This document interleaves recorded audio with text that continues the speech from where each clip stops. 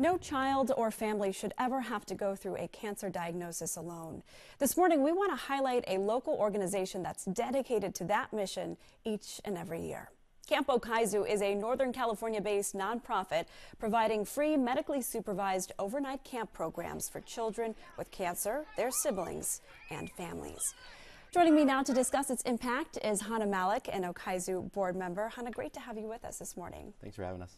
Well, you of all people know this. For those of us who've been impacted by cancer, we know it can be a very isolating experience, but Okizu changes that. Can you walk us through your experience? Yeah, I was introduced to Camp Okizu when I was 8 years old when my older brother, Charlie, got diagnosed with leukemia ALL. Happy to say he's alive and well. He's a pain in my neck, but he's doing well. And he attended oncology camp. I got to go through our siblings programs. And just like me, Okizu's been supporting families affected by childhood cancer for the last 45 years. 45 years. It's amazing, the work. And you've seen firsthand how this community transforms those lives. You personally, of course, with your brother, but also as a camp counselor, you've seen the effect. Can you walk us through how it's not only a safe space for the children diagnosed, but their families? Yeah, we learned quickly that childhood cancer doesn't just affect the patient, it affects the whole entire family. We started with oncology programs, and what we saw is as parents were dropping off their kids, they were sitting in the parking lot and talking because they wanted to be around other people who knew what they were going through and support each other. We then branched off to add siblings programs, which stands for special and important brothers and sisters. Oftentimes a sibling can be left alone or not given attention. So those programs center around the siblings. We've got teen weekends. We've got, unfortunately, bereavement programs for folks who've lost their loved one. Wow, there's so many resources available. And as you pointed out, the siblings, such a core part of that. We always call them the warriors, Exactly. the sibling warriors. You know, I recently met with an Okizu family. Mabel Wong was diagnosed with acute myeloid leukemia when she was just 6 years old. And, you know, when I asked her how she would describe Okizu, she said, and I quote, "It's my second home, somewhere where I don't have to hide who I am." Oh my gosh, that's just so heartwarming.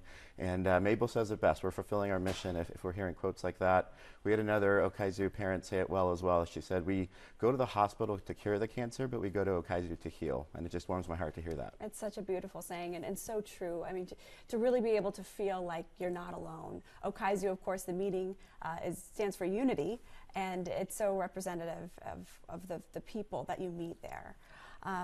You know, this camp is completely free to families. I really want to highlight that. It's amazing. In part, thanks to the generous donations that are received at Okizu's annual Art Inspiring Hope Gala, which is coming up. Yeah, it's March 14th, and like you said, camp is absolutely free.